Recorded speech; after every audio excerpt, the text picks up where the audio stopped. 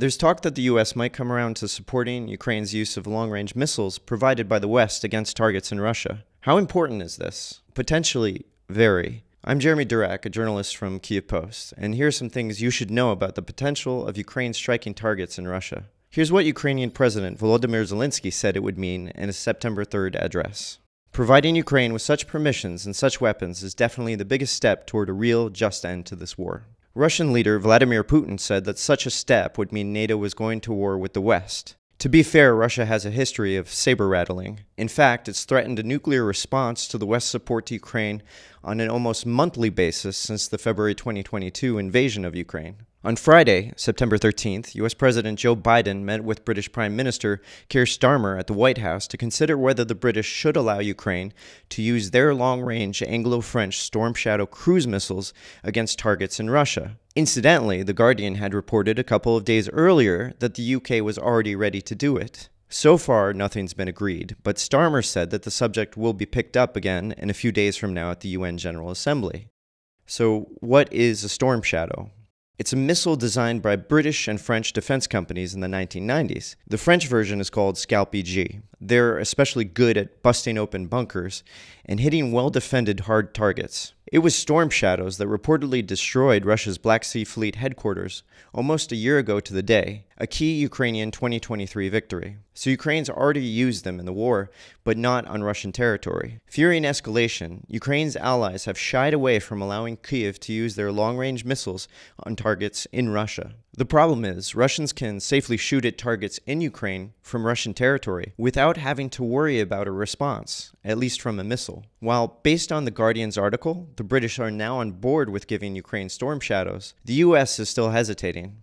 And US buy-in is important, not only because the Americans are important allies, but also because the missiles use some American technology, and accurate targeting needs American intelligence input. Up until now, the Ukrainians had seemingly been pleading to deaf ears when it came to getting permission for using these weapons in Russia. However, news that the Iranians had sent 220 missiles, the first of what could be many batches to Russia, changed the math. So how big of a game changer would Storm Shadows be? Well, by themselves, their potential is somewhat limited. One of the main problems is that there aren't so many of them, but their true potential is that they could open doors. The British were the first to supply Ukraine with Challenger tanks. This led the way for the US and Europe to provide Ukraine with M1 Abrams and Leopard tanks. Storm Shadows might open the door for the US to allow the use of its Army Tactical Missile Systems, or ATACMS, which would be especially good at striking Russian airfields and logistics sites. And beyond that, there's the US Joint Air-to-Surface Standoff Missiles, JASSMs, which could be particularly valuable to Ukraine because the US has a lot of them. The US, since 1998, has built some 7,500 of the stealthy cruise missiles, which can be launched from F-16s. If the US were to provide Ukraine just with those it was currently planning to dismantle, it could mean hundreds for Ukraine. To be fair, even if Ukraine's allies agree today to allow Ukraine to use their long-range missiles, as with a lot of Western support, it would probably come in dribs and drabs.